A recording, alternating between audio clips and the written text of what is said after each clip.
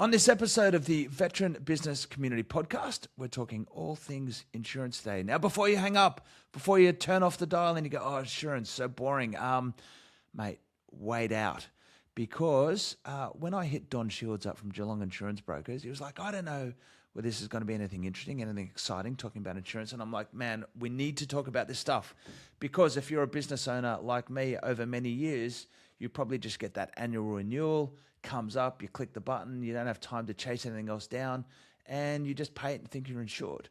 Or, that's for your personal stuff. And when it even comes to business, you might be like, well, I got my public liability, got my professional indemnity. That's about it, isn't it? Well, not really. What about management? And what about cyber? Do you even know what you don't know? So I don't know. Do you do your own taxes? Do you service your own car? Do you represent yourself in court? Well, if you don't do any of them, why are you doing your own insurance? Okay, so stick around and have a listen to Don Shields from Geelong Insurance Brokers. Coming up.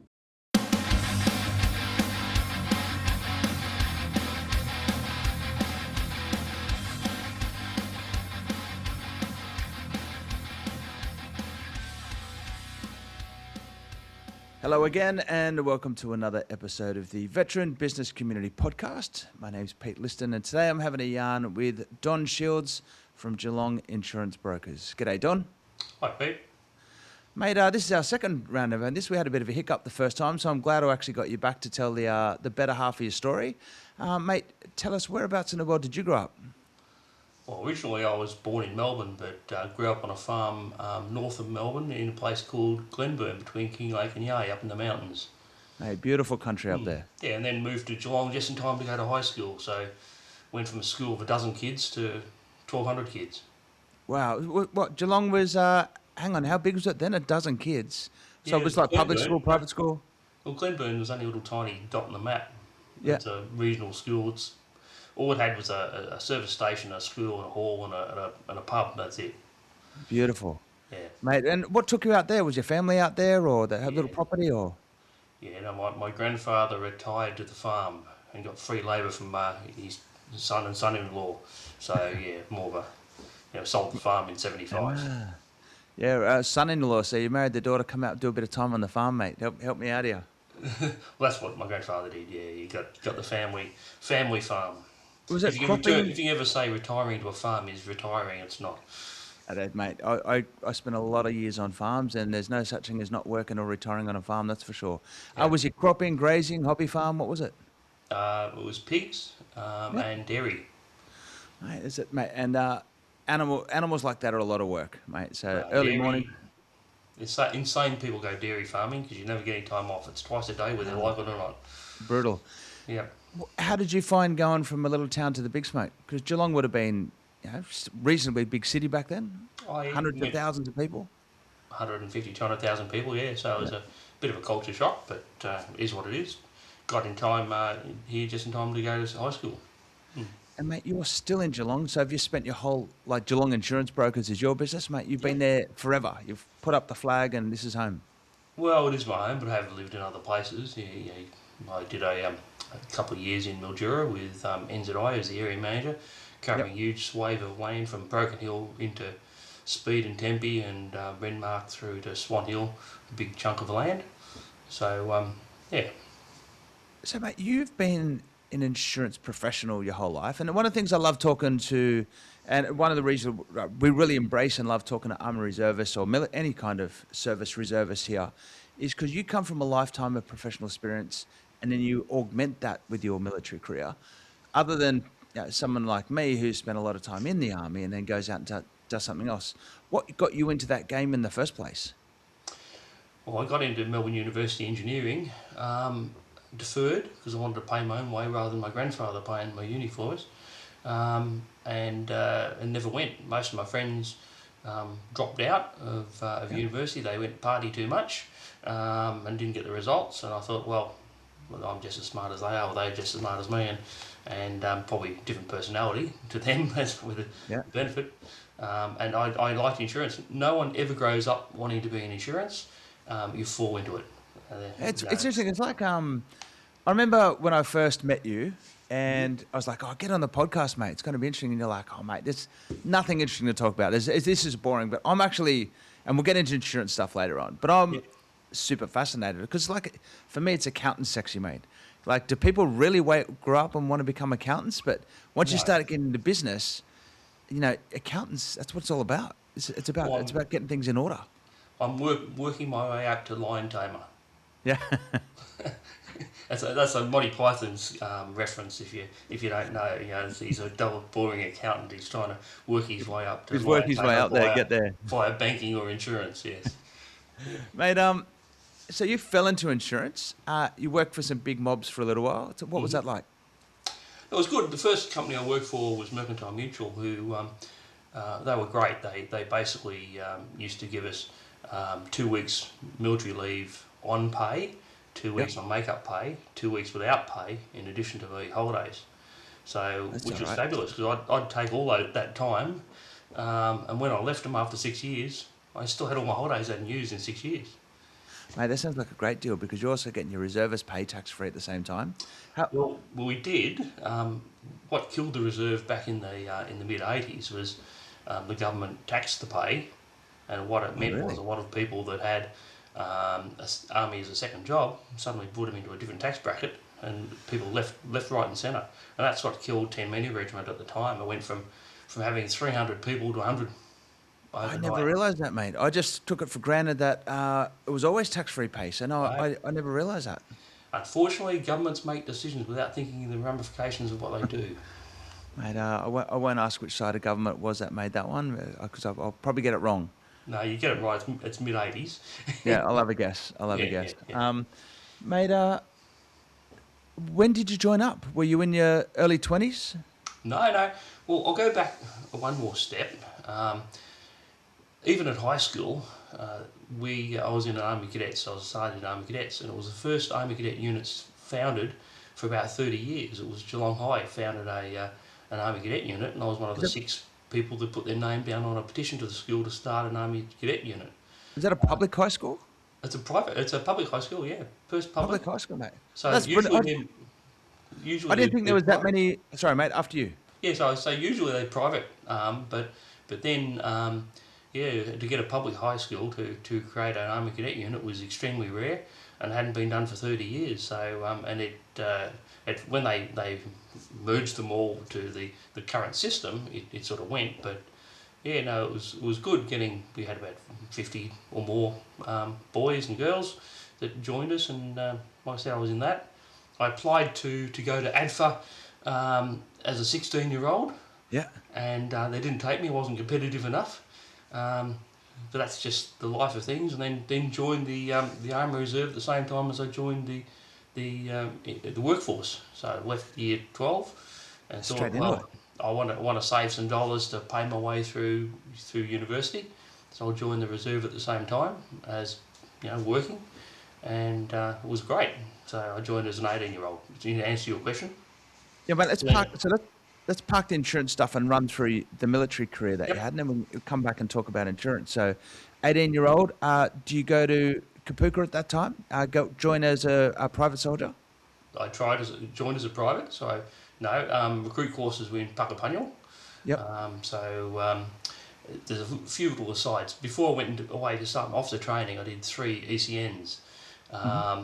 So I did ECN 162, which is medium gun number, ECN 361, which is artillery signaller, and ECN 254, which is command post operator. So I was the 3 main jobs in a battery Around the gun. was qualified to do, apart from driver. But I think that goes without saying. You don't have to learn too much, do you? I'll probably insult some drivers out there. But before I went away, I did my a 2-year first appointment course, which was at 3 Officer Cadet Training Unit in Puckapunyal, and graduated on course 24 back in '86. Why gunnery?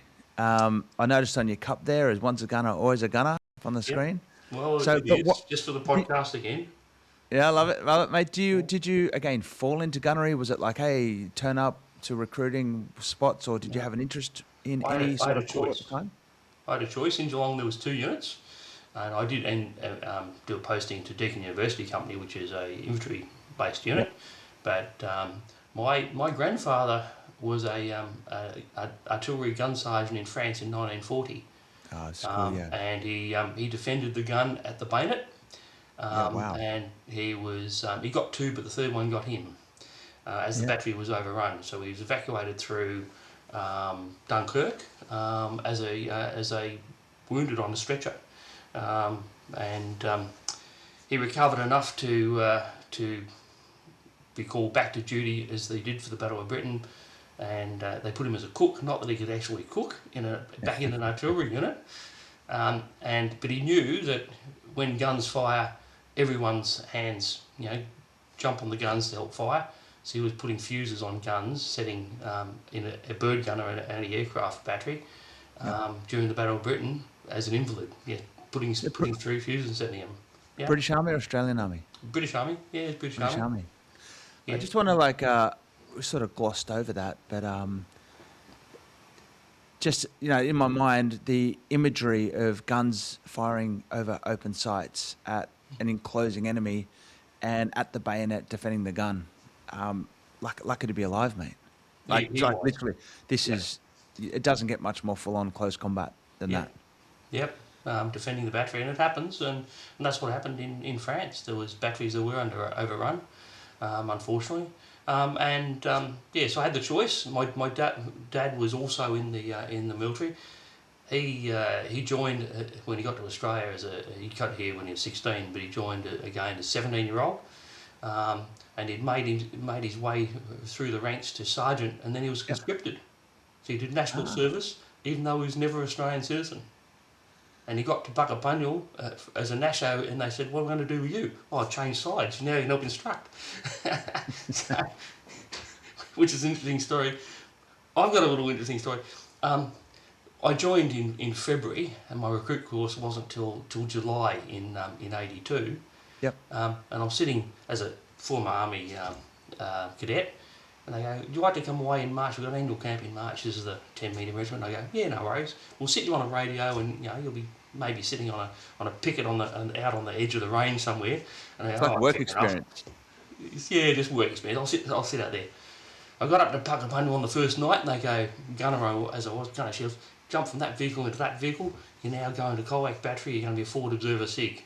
So I actually found myself up the sharp end as a forward observer SIG, and brought in and then as SIGs have to understand what the forward observer does, and act as a forward observer, as an assistant for a forward observer. So I brought my first initial immediate neutralisation mission in without having done my recruit course. How good's that? This must have just this has got to be like a late teenager's best wishes come true, mate. Calling in rounds, watching bombs hit the ground. Yep, and fabulous. And just to think, I got paid too for doing something that other people would want to go, would pay to go on some of these adventures. Yeah. I've jumped out of perfectly good planes. I've abseiled off helicopters, abseiled up buildings. As a forward observer, I've flown in a small aircraft, darting amongst the trees, drop up, pop up, give artillery correction, and drop down again. All that sort of stuff. Fabulous stuff. Living life the best, mate. It's funny, I got paid to do it. Fabulous. When I was in year 10 at high school, I went and did work experience with the Army. So I was always keen as mustard to do it. Went and did work experience with 176 Air Dispatch, which was across the road from Penrith railway station at the time. But really that 1 week was just 1 week of breezeway time. There was literally nothing happened the whole week. But I also tried to join the Army at 17, but I just wasn't committed. So I rocked up to recruiting, and they're like, "Hey, what are you doing?" I was like, it took me until I was 30 to finally get there. So, mate, credit to going and calling in rounds down range. Yeah, no, it's and certainly it was expected. I mean, coming from a surname like Shields. Yeah. Which, of course. It's a military name. Yeah, how did I not click that one, mate? Yeah. I'm just thinking again on your grandfather, Dunkirk. So that's the great retreat off the continent back to England, yeah? The evacuation through, the British. Yeah, so Expeditionary Force. Just putting that into context, the guns providing, protective fire or a shield to the ships in the evacuation.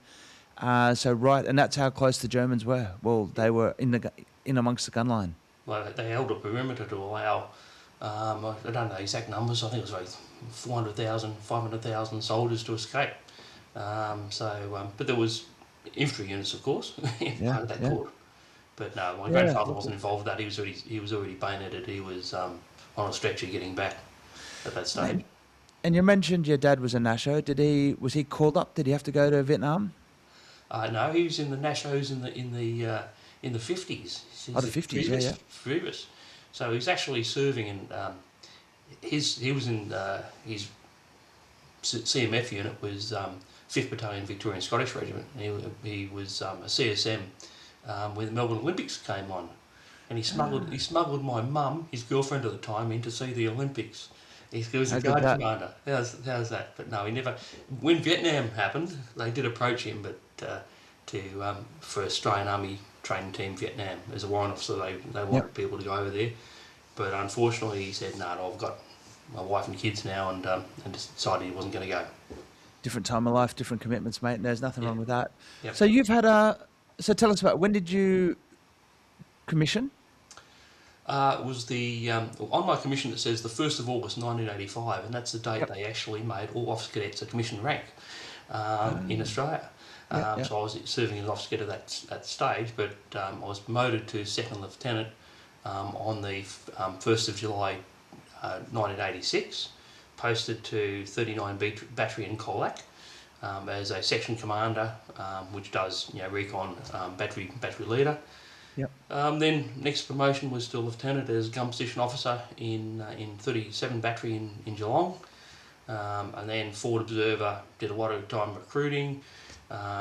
Did postings out to Deakin University Company after I was promoted to captain, and that's funny how they were looking when they made all the officer cadets through Australia. They had to do some of their training at RMC. They were looking around wanting instructors to do that, because they made this decision without having the instructors. Typical Army. So I put up my hand and was selected to be one of the 3 captains for the first 3 platoons of reserve officers or officer cadets going to RMC, and that would have been 1993, 94 maybe. Yeah. That would have been Duntroon's a special place, a quirky place. I lived there for a couple of years. Mate, I was never good enough to be selected to go back, that's for sure. Yeah. But I really, I found it a little bit of I don't know what the right term would be. Just a little bit of mystique in the place. Yep. With Revelli going off at first thing in the morning, marching down, always hustling in that sense of fear that I'm always going to be late. I spent 18 months in a sense of fear. I'm running late. Yep. So, and still, mate, worrying about you're going to get pinged for extras for extra brutal, mate. Parade. At that time, I'm just thinking of, again, School of Artillery then would have been on the beautiful North Head of Sydney Harbour, mate. But it's in Puckapunny now. Did you do any time out at North Head? Yeah, I did all my courses up there, and including some of the trips into as you did to the rocks. Every night, and missing last ferry as you did, sleep on a park bench and finding your way back in the morning. Get the morning one back. A shower and trying to get some breakfast and get for the day. Yeah. So I did. And where was all the gunnery? Out at Holsworthy. I've been to Holsworthy. We did when you did your School of Artillery, the Regimental Officer Basic course, your training. We went and did a shoot out at Holsworthy, but most of the times it was up to Singleton. All right. So 105s? 105 to do your training as an officer in artillery on 105. So got it. And there's enough room on Singleton Range to shoot 105s up there? Yeah. But so a bit of a problem with aircraft and closing the range and all that sort of stuff. It's too got it. hassle. Oh, of course, Holsworthy's way too close to Sydney Airport for that. Yeah. Got it. So you're doing all your courses at North Head there, and then zip up and do your gunnery up in the range at Singo. Yeah, that's right. Yeah. Got it. Puckapunny, now Pucka's the School of Artillery now. Much time up there? Oh, That's the place we went the most. Everyone sort of says for reserve soldiers it's 1 weekend a month, and 1 week, 1 night a week, and 1 weekend a month, and 2 weeks a year. No, it didn't sort of work that way. It never does for officers, unfortunately. So I did a lot of times going to Puckapunyal. Lots and lots of stories I can tell you about Puckapunyal. But probably someone probably better not said. Mate, that's they're over a beer 101. So you would have done that road from Geelong up the highway and back a few times. Yeah, we did. And in the early days, when doing officer training, we had to drive ourselves until one night coming home. So I'd driven up on the Friday night in my own car, worked doing intra-minor tactics, and we've been ambushed every night out in the range, in Range West. They knocked us off at about 4 o'clock in the afternoon on a Sunday with no sleep all weekend. And the obvious thing happened. I got to the outskirts of Geelong and dozed off and wrote my car off. And suddenly the army sort of said, that's probably not smart. From then on, for the rest of my officer training, they found Commonwealth com cars to pick us up. Because there was one guy in the initial days who was driving himself from Portland. Yeah, geez. So he'd drive from Portland to Puckapunyal, train all weekend, and then drive home afterwards. Yeah. Which is insanity. It's just, you expect someone to kill themselves doing that. Mate, let's switch back to your concurrent career. Mm-hmm. So you've cracked on. You've established this great career in the Army Reserves. Yep. You've worked with Mercantile Mutual and NZI, I think. NZI, yeah. Yep. When does the time for you come to think, well, I know the game now. I'm experienced in insurance. Maybe I'll go out by myself. Well, that was an interesting decision. It was probably forced on me. The problem with working for big companies is you've got to slide your way or get your way up that slippery ladder or the slippery slope, or if you want to progress up the company. And originally at Mercantile Mutual, they were great. They wanted to support us because they could use those military experience. So I became the internal office manager, looking after half a dozen staff, and that's why they were so keen on me and helping me and supporting me go through that military training. I left Mercantile Mutual because they turned up on a Friday and sacked 70 staff Australia-wide, including all my staff, and gave me one person to replace them. I thought, you're going to do that? That's great. People I'd trained. I don't really want to work for a company that does that sort of thing. So I left and became a commercial underwriter at NZI Insurance. And after a short period of time, having turned the book into a profitable book, I don't know how you'd lose money on as an underwriter in Geelong. It should be quite easy, but I then started getting offers, and I was told, well, you're going to have to take one of these offers sooner or later, or we'll stop asking. So when I got offered Mildura, I took Mildura as a two-year posting. It's a great place, Mildura, far enough away from home that you don't get visitors. Yeah. But you can pop back if you need. You can pop back if you want. It's a 5-6 hour drive, not that far. And after 2 years there, I was 2IC in Bendigo at NZI before coming home. But I was trying to get home to Geelong. My fiancée at the time was a state government employee, and they said to us, and she came to us to Mildura. My plan wasn't to go to Bendigo. It was they wanted me to go to Sydney in the international broking branch, and I've never really wanted to work or live in Melbourne or Sydney, where you spend an hour to and from work, time you're not paid, every day, in an air-conditioned jungle. And if you're in the international broking branch, you're basically talking to the big boys, and it's basically bend over and take it. Yeah. All right. And that's not where I wanted to be. I was trying to get home. There was no positions at home, so I decided, well, I'll go out on my own. And luckily, as I said, when I left Mercantile Mutual, I had all this money that I hadn't taken in holidays. It was 6 years worth of holidays, 6 holidays. And then my grandfather passed away, and he gave us a sum of money as well. And in those days, I had enough money to buy a house. Enough security, take the risk and do it yourself. Yeah, bought the house with cash Yeah. because I'd saved up. And then going out in my own business was easy because I didn't have to worry about a mortgage and a wife and the kids. I was single at that stage. My partner at that stage, my fiance at that stage, in Mildura, she wanted to go to Sydney, and I didn't, and that was the end of the relationship because Yeah. I wasn't going to do that.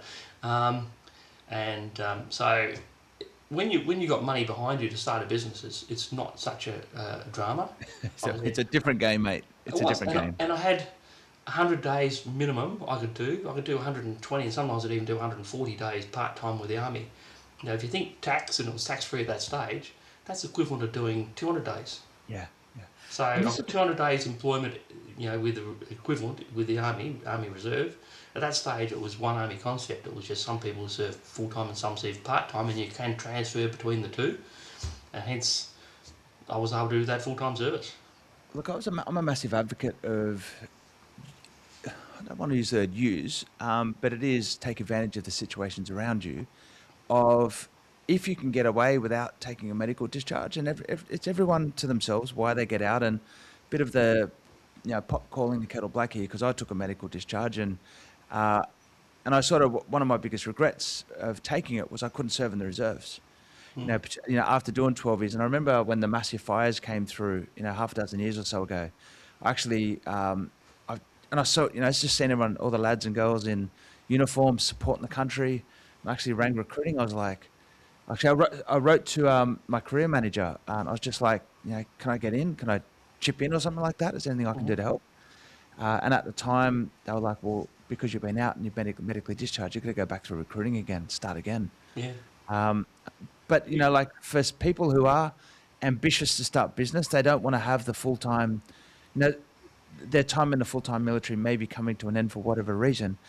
If you can keep your toe in the water doing reserves, it is a pretty good safety net to go out and start a business, because you can get an extra income on the side doing something you probably or hopefully enjoy with people you enjoy doing it with. But also, if something goes wrong, you can probably step back. So it gives you that flexibility to gamble and have a crack. So, mate, I think it's a brilliant system where there's a lot more flexibility to come in and out and just provide that bit of a safety net. And certainly works for me, and I don't know why we don't, as in the part-time Army doesn't actually get more to do that transfer back when they finish their time, transfer back and enjoy themselves. It's a totally different atmosphere. My experience, I have done some activities away with full-time units, and the difference is if you want a hole dug, you got part-time, you've got people fighting you for the shovel. Full-time people. I want to dig the hole. They want to dig the hole. And full-time, they're digging for cover. They don't want to dig the shit pit. I don't want to dig the hole. Sick of this hole. It's one of those unenvious things. I'd go back to the days when you had to dig bloody shit pits. Excuse my French. Now they've got portaloos that turn up. So you know where your next deployment's going to be. There's a portaloo there. How atrocious is that? No one knows how to do a shit in the woods. I tell you what, though, mate. When you have to go to the portaloo by the end of an exercise, and you've got to take a stick in with you to create some clearance off the top there, mate. They're not that pleasant either. So, but look, the woods is better, mate. Reserves. I think it's just a fascinating way and just a clever way to take a bit of a risk to go in and out. And apart from the whole point of being able to still contribute, still serve, I know quite a few guys that have had extensive ARA careers, and now they're like, they're running fantastic businesses, but they're also, senior soldiers, commanding officers of reserve units nowadays. Yep. So still getting to serve, still getting to contribute, and doing it for the love. Yep.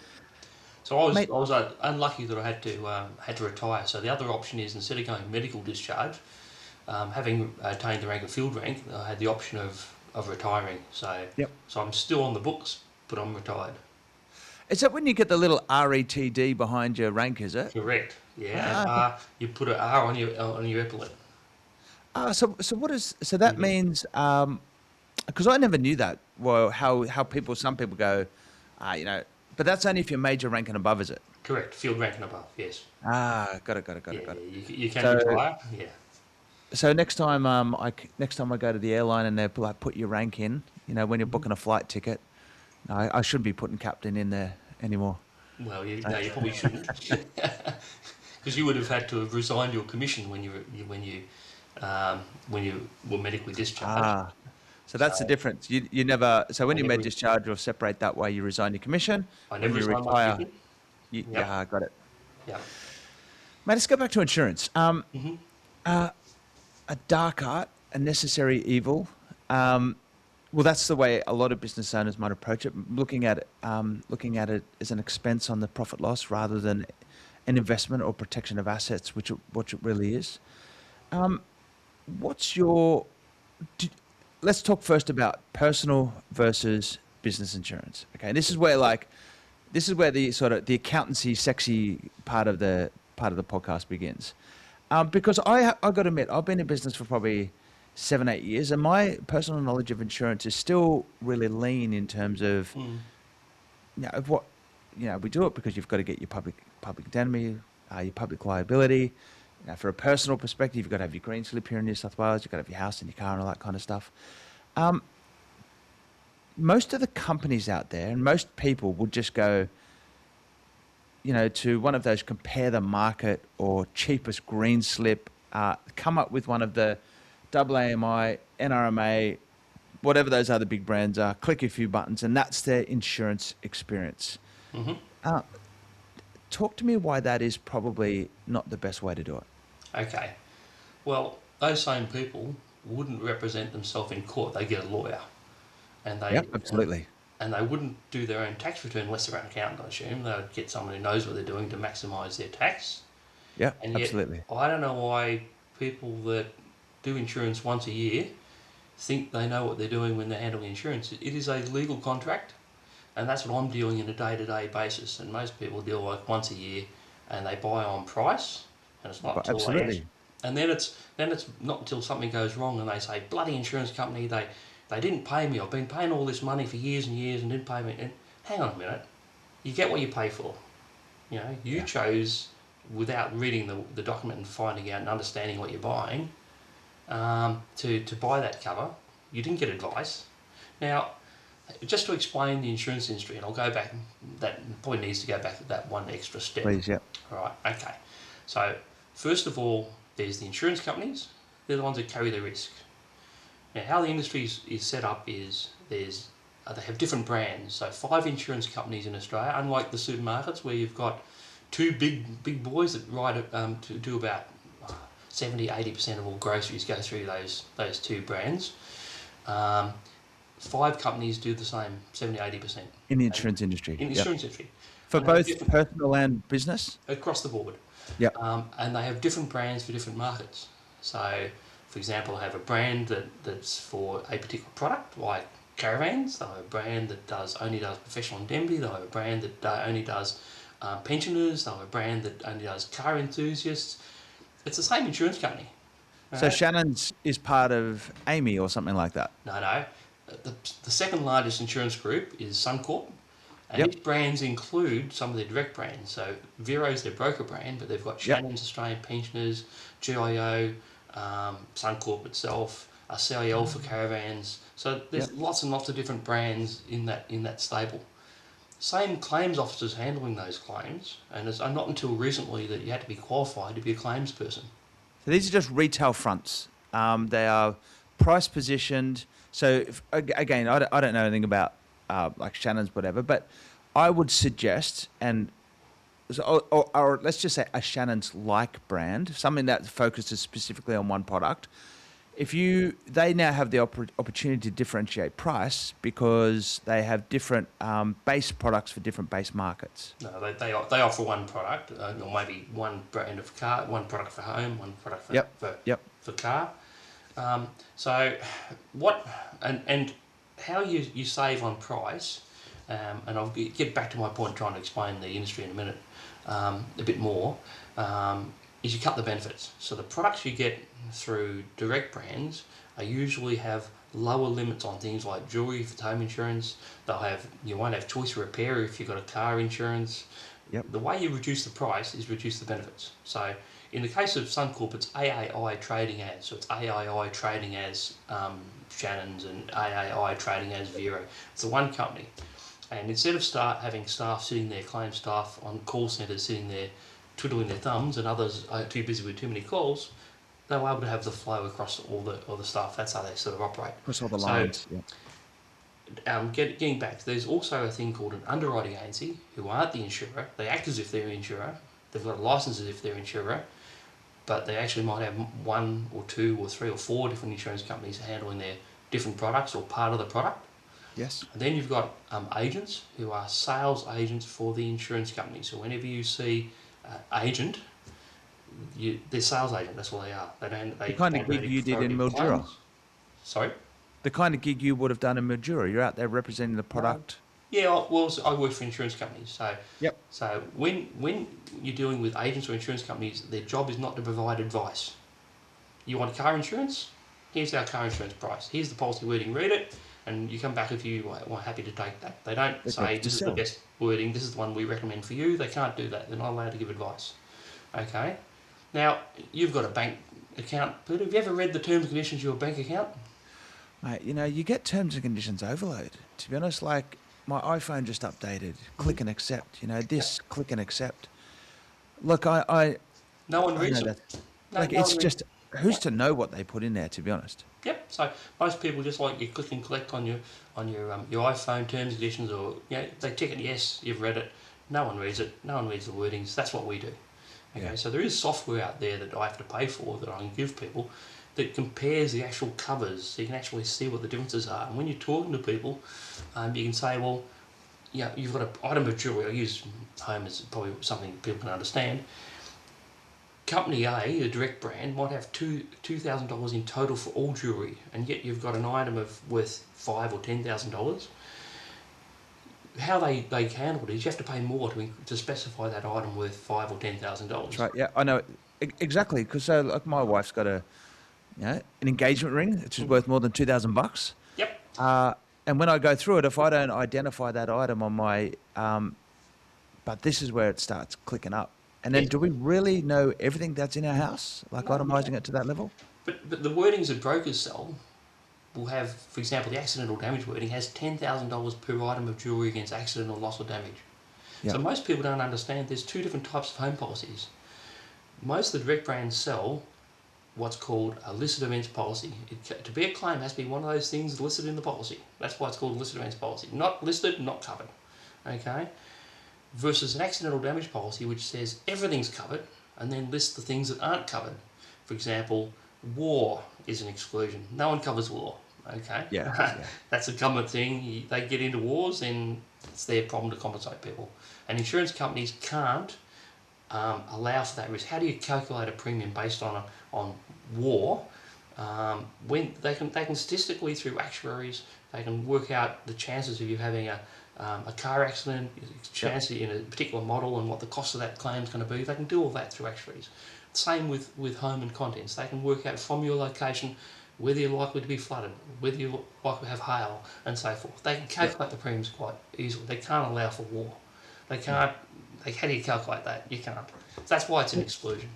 So a generic way to describe that would be most of the retail policies. If you go online, search for home insurance, you get the back. Most of the big companies will have a listed, which means they're biasing out things rather than what you guys do, which you're biasing in things. Okay, so what a broker does, a broker represents the client. So we don't represent the insurance companies, okay, for a start. Okay. This is the key here. This is probably the biggest point of the whole show, is that who's fighting for you? Who's on your side? Correct. So because we represent the client, not the insurance companies, we deal with the claims, we handle the claims, we do the administration, but we also provide advice on the right sum insured or the right covers for people's particular needs. And there are variations between them. So I'll give you a scenario. Something happened in the last week. Little old lady dealing direct with an insurance company forever and a day, came in to saw us because she was recommended by her accountant to come and see us, which was great. We helped her with calculator sum insured. It was a big mansion, 40 square mansion in one of the better suburbs of Geelong, high ceilings, 130, 140-year-old home. Had it insured for about $1 million. You know what the calculator said it would take to rebuild a 40 square home with high ceilings, ornate as it was basically then? $3 million. Yeah, right. So she's underinsured for by $2 million. We know for $1 million, you're probably going to get a home that's done like one of the A.V. Jennings or one of Yes. the factory kind of homes. Yeah, You're not okay. going to get a beautiful boutique. You're not going to replace what you had. Correct. So what she would have got for $1 million, and I did the calculation, even that wasn't enough to do for that size home. You would have flat pack kitchen, and you'd have hollow doors. You'd have a low ceiling. It's made to a price. That's what you. But this is it. Coming back to your earlier point, you get what you pay for. You get what you pay for. So, and you don't know what you don't know. Okay, and that's where you're using a broker. It's like going to your accountant and saying, help me minimise my tax. Or going to a lawyer and saying, help me get off. You're using their expertise to help you. Let me just get to a quick point there. Who pays? So if I come see you, if I want to see a broker, like if I go see a financial planner, if I want great financial planning advice, I should expect to pay. If I go see a lawyer and accountant, I should expect to pay. Yeah. Do we pay you for the consultancy side of the services? That's why we have a broker's fee. And our broker's fee is one of the lowest around. We try to keep our prices reasonable. But it's incorporated within the policy, is that right? Yeah. So how insurance broking works, we're putting the information on the insurance company's database. We're actually saving the insurance company having staff to enter the information themselves. Yep. They're effectively outsourcing us. So they're paying us a commission, which is that outsourcing part. They would otherwise have to pay to do the job themselves. Yeah, got it. Then we charge a broker's fee for a domestic policy. It's one of the lowest around. It's $40 plus GST, and for a business policy, $110 plus GST in addition. Hang on, $40 and $110. And 110 for business. Now the reason we charge that is, I've got to pay for some things before I open my door, like professional indemnity, but also some of this software I get, like helps you calculate the sum insured, helps you determine which is the best policy by comparing the actual wordings, not the price and the excess, the actual wordings. And then there's a piece of software called iProfile Risk, which can actually, for each occupation, give all the various risks statistically, which ones you're more likely to have a claim for your occupation. We'll look at your location and tell you whether you're flood exposed, whether you're storm exposed, or whether you're lightning exposed, hail exposed. It goes through the main risks, so you don't get a horrible shock. I had I'll give you a little scenario about a month ago now. One of my clients is a bank manager. I won't say which bank, but it's not that one. It's not which bank. Okay. She insures her home through me, and she didn't know when I plugged it in that she was actually flood exposed. Her house insurance was going to cost her 6 times as much as if she'd moved a couple of doors away. Because of the flood mapping I was able to give her. Well, no one pointed that out. Well, yeah, people do that, and I can give those reports to any of the BBC members before they buy a property. Happy to give someone a report that tells you, what risks it's actually exposed to, that property. Mate, I'd like to just a couple of points to wrap personal insurance. So, to be honest, $40 incorporated within $40 for someone to do an assessment, but you're ultimately, don't think of it like the $40.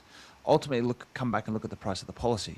Yes. And what you're getting for the price of the policy. Because, correct me if I'm wrong, you can do these appraisals complimentary. Like, so for example, if I had a insurance portfolio, do I send them across to you and you do the appraisals of it, and then it's up to me whether I take that policy on or not? So we do a lot of work we don't get paid for, as in preparing quotes, and at the end of the day, going back one more step, all insurance companies aren't all things to all people. Like I when I first joined the industry, was that 82? So that's a lot of years ago. Then all insurance companies try to do everything. They don't anymore. They'll compete in the products, the occupations they like, the locations they like, the sum insured bands they like. So having a broker, we're able to get you the best of both worlds. We'll get you the best for your home, the best for your car, and the best for your business. They won't be the same insurance company because they're not trying to be all things to all people. But because we're able to do that, you get a competitive price, and sometimes the broker wording will be cheaper than what the direct market's actually charging. That's Well, including our broker's fee. just to be transparent, practicing what I preach is I always try wherever I can to shop within the community. I threw you a couple of my policies. One of them for car insurance, which was I didn't go with you because it was a rather, I think, generic policy what I went for. But the other policies I have gone with you because not only was the price comparable, but I get a better service. Actually, one of them was cheaper, but I actually get better service plus the cost as well. So it's you'll get what you pay for. And for me, taking a risk on a car that's not worth very much, I'm happy with that. But I want to switch now to something that is probably worth a lot, and that is our businesses. And this is, I think, where probably, this as a business community, business podcast show, is where we could be at more risk than ever before. Because if you're just going to go straight into the generics of public liability and, professional indemnity and public liability, and hey, I'm insured, that's it. What do you see business owners getting wrong when it comes to insurance? Oh, everything. First of all, there is no such thing as a standard business policy wording. Well, how can it be? There isn't. A car is a car, and whereas we might have a whereas we might have a Holden and a Ford, and they might be different, but same but different. My business is totally different to yours, as is everybody else's. Yep. So I think the first thing for anyone who is in business, I can give you that I profile risk report, and it runs through the main types of insurance company covers, and statistically it'll tell you how likely it'll give you a word picture of what the risks are for that occupation, but also it'll give you how likely you are to have to need that type of cover. So the first thing business owners don't do, they don't get advice. They're buying insurance sometimes because that's what they need to get, because the contract says this is what I need to get. But they're signing contracts, right, without even getting a lawyer sometimes to read it. They're signing contracts that might invalidate their insurance. So I'm happy to cast my eye over the contract that you're not buying into someone else's liability. So that's called contractual liability, and it's a normal exclusion under public liability. So in other words, if you sign a contract that says, okay, anything happens, we're it, but for that contract you weren't it, you might not have caused the loss. So what public liability is about is defending you for injury or property damage caused by your negligence. It doesn't cover anybody else, but if you sign a contract that says yes, we'll cover the landlord, we'll cover them, we'll cover somebody else, you find yourself with an uninsured gap. So we can look at that. We've got an offer through Steadfast where we can send a contract up to them and get them to give an opinion and help you negotiate the contract that avoids those uninsured risks. It'll come back with a version of the wording saying ask them to change this wording to this, right? So that it doesn't invalidate your insurance.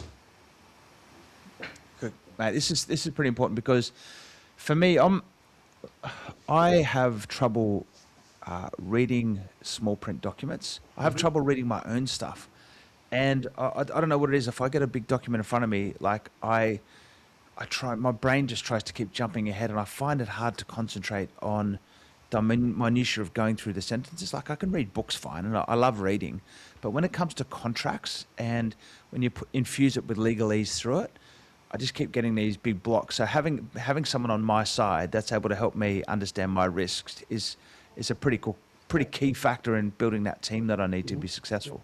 And that service, as I said, is free, and it's actually undertaken by lawyers who compare the contract and the insurance policy to make sure there's no conflict there. Okay. Right. Next one. Professional indemnity. What does that mean? Okay. Professional indemnity is wrong advice or professional negligence. It doesn't mean you've injured somebody. It doesn't mean you've damaged their property. It's someone suffered a financial loss as a result of the advice or lack of advice you've given in your professional services.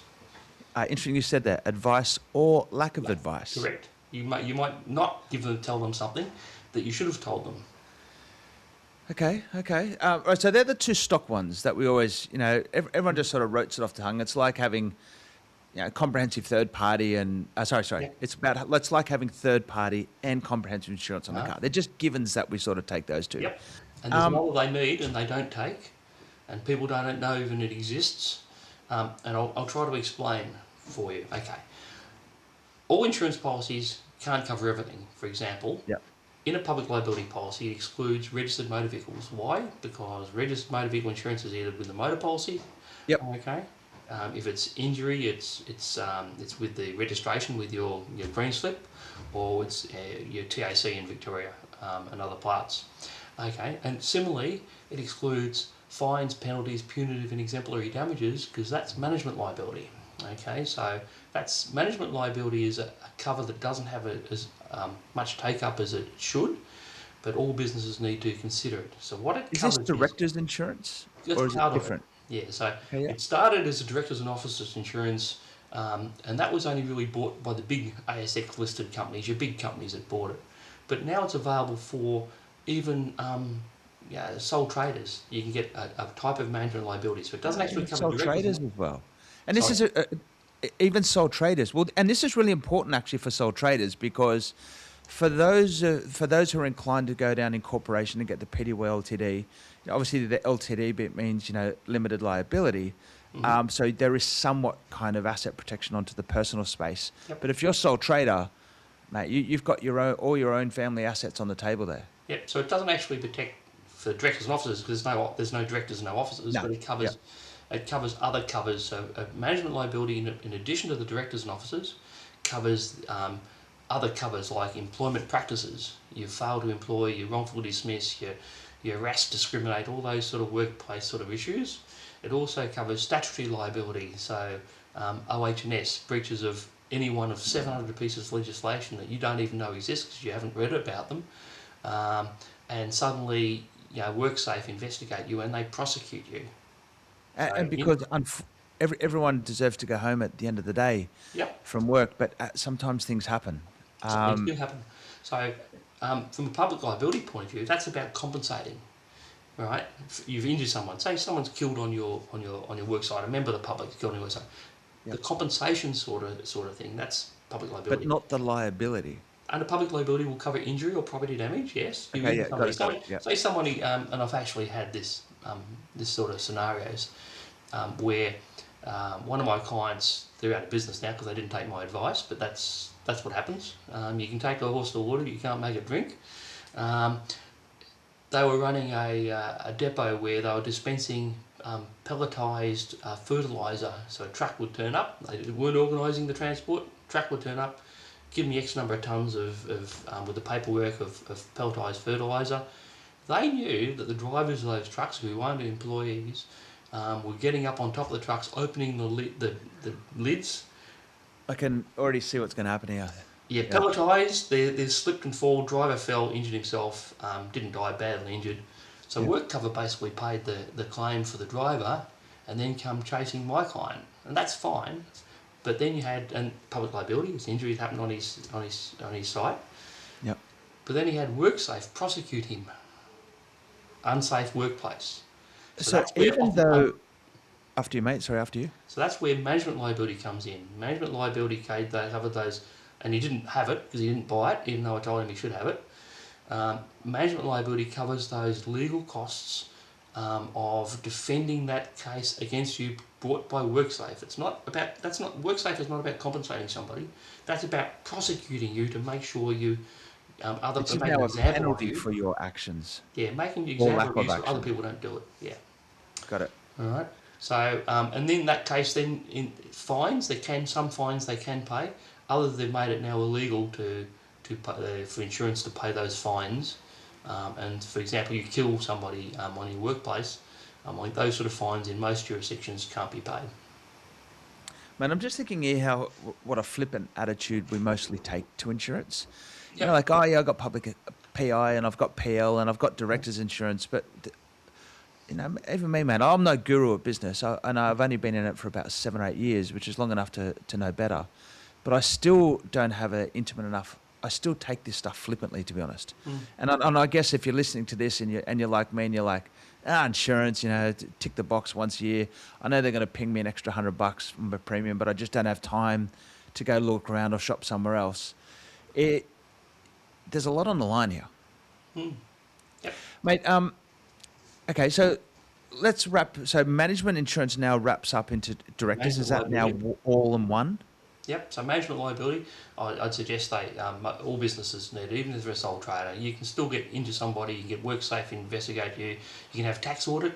So tax audit is part of management liability as well. The tax man comes and audits you and prosecutes you because you've understated your tax. It can happen. As long as it's not intentional, it's not like criminal. But if No, it's civil, mistake, if oversights, it's protecting you from your emissions as well as your acts. yeah, it's correct. So it's protecting you from financial loss as a result of how the business is managed is the best way of explaining it. So another one which is very popular that all people should think of, and even if they only have a desktop computer to access the internet, is cyber insurance. And that's the sleeping giant, so to speak, of insurance. Tell us about cyber, mate. Yeah, Okay. this is So there's two types of cyber cover. There's the third-party cover, and you can add that as an extension sometimes to management liability or public liability, or professional indemnity, I should say. But the standalone cyber cover is like a comprehensive car insurance. It covers your costs as well as third-party costs. So all you need to do with a computer is click on a malicious link, and then access your address book, and sends out that malicious link to everybody in your address book, and suddenly you've got lots of people having to pay costs to clean their computer and fix their computer, and you can be held liable to do that. You've also got the legal costs of notifying, and at the moment it's that's my wife ringing, sorry. The legal costs of notifying the Office of the Australian Information Commissioner. At the moment, it's any business that has to have a turnover over $3 million, but they're looking to change that to any business soon.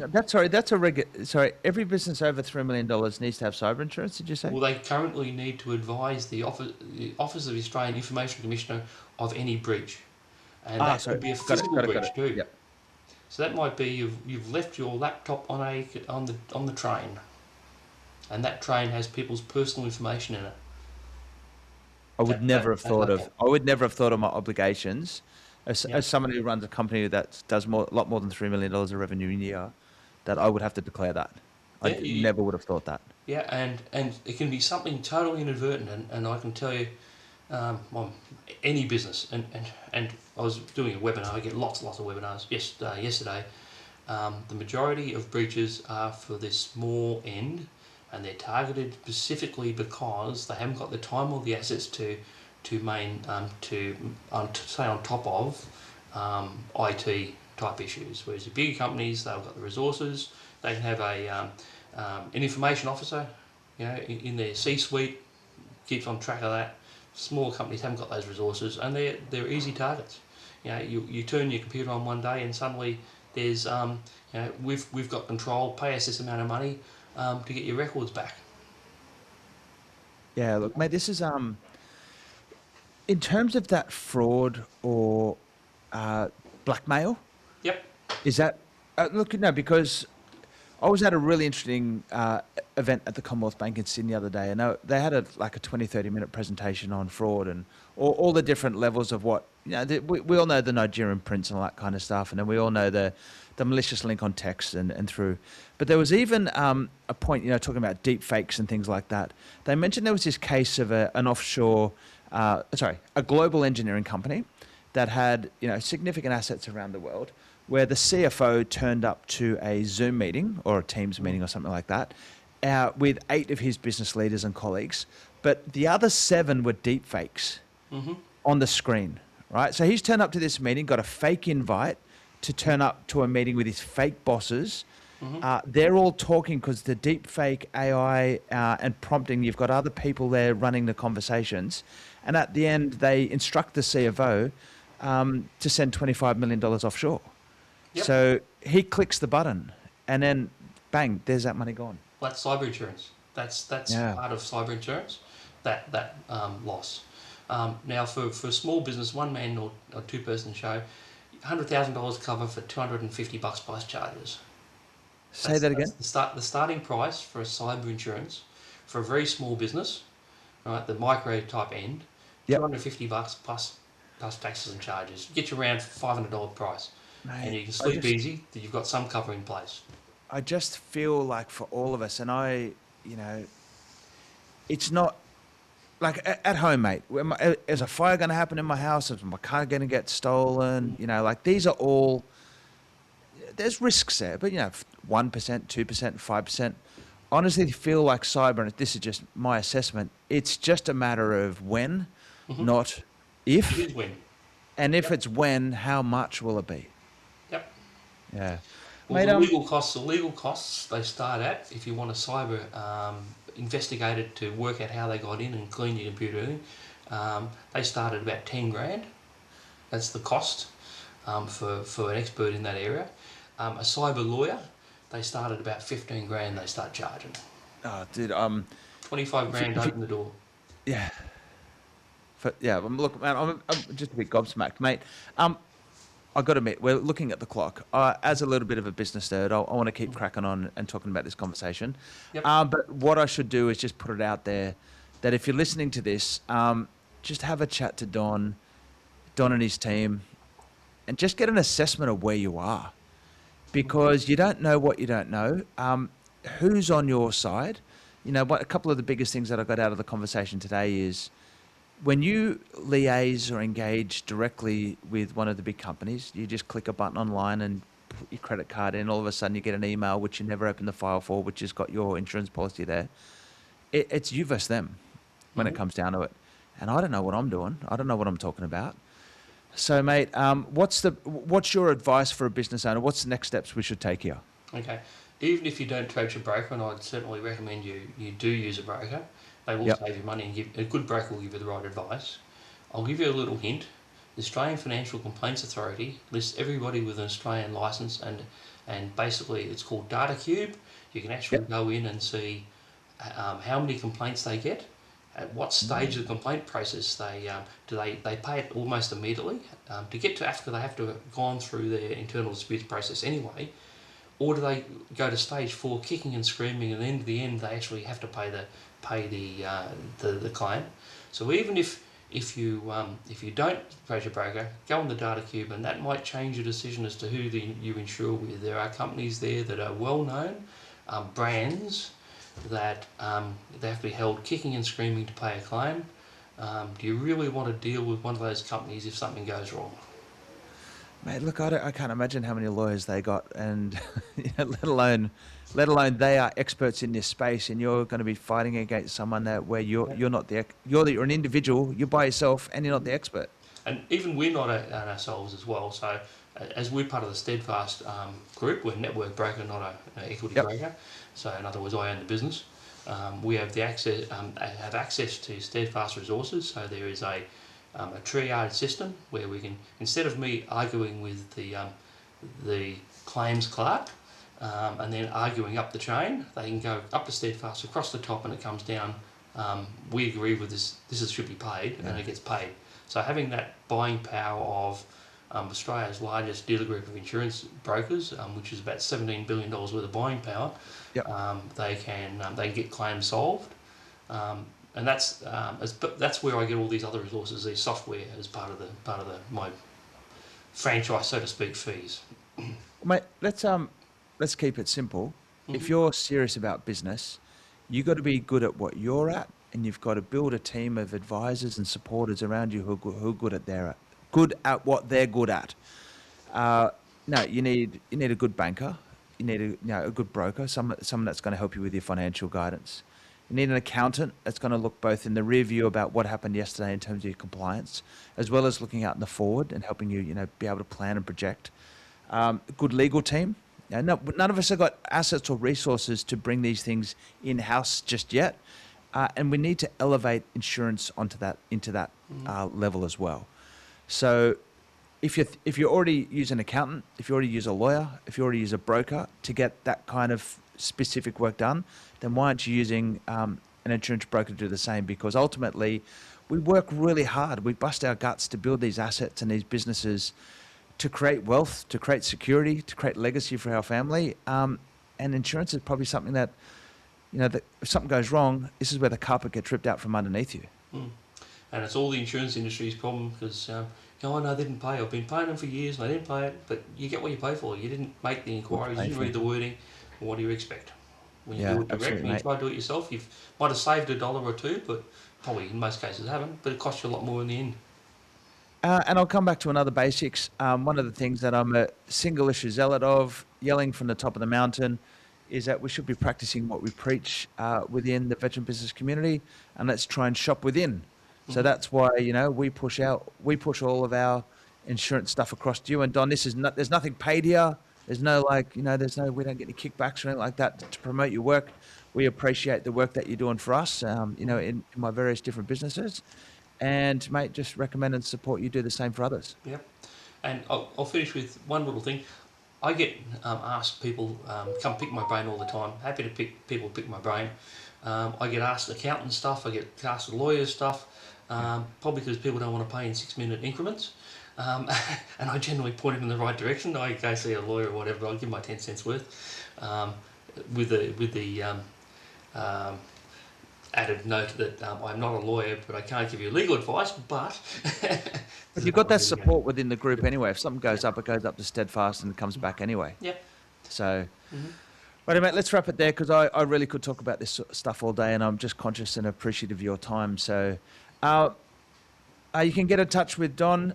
Mate, shout out your domain name for us, please. So it's easy one to remember. It's geelonginsurancebrokers.com.au, and you'll find us on the VBC website. The contact details there, I notice.